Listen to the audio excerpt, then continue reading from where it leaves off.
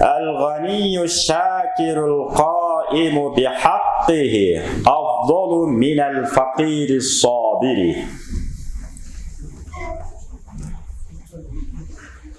Baylığının akısın berip, tağara akına zeketin berip, mana oroza gelatat, oroza gelgende oğuz açtırıp, daha bir muhtaçlar bolsa alarga jardam berip, kim muhtaç, material kançalık muhtaç bolsa, oşol siyaktуу иштерин так аткарып, Kuday Taala'ga şükür keltirip, "Ö Kudayım, şu baylыктын baarını sen berdiň maga" dep, materialдык baylыкты degen bay adam unçukbastan, eçteke kılbastan sabırlılık menen jata bergen jakırga karaganda jakşıraktır.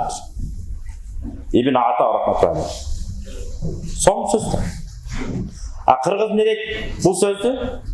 May jesең de jakşı, jebesең de jakşı. Bay berse de jakşı, berbese de jakşı. Kızık eкен bu. Мындай кызык да, мындай байкап көрсөңүз. Неге жакшы? Берсе де жакшы, бербе.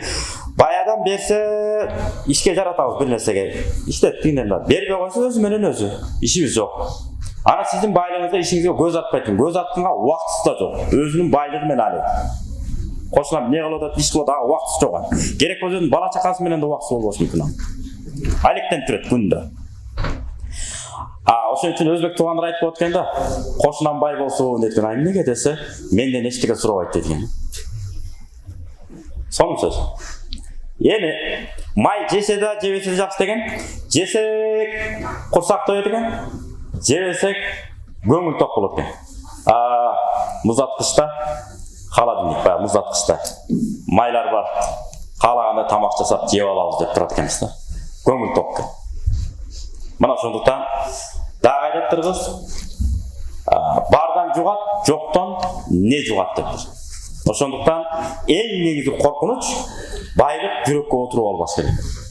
Байлык менен өзүңүздүн статусуңузду көтөргөнгө аракет кылбашыңыз керек. Өзүңүздүн статусуңуз, мындайча мен баймын да, мага өзгөчө мамиле кылгыла деген сыяктуу сезимге олтуруп албашыңыз керек. Муну Кудай берди. Ошол эми мен Кудай берген нерсени эле колдонуп атам. Ушундан мени айры көрбөй Кудайым деп бекинип эч кимге сыр бербей акырын кайрымдуулугубузду жасай беришибиз керек экен.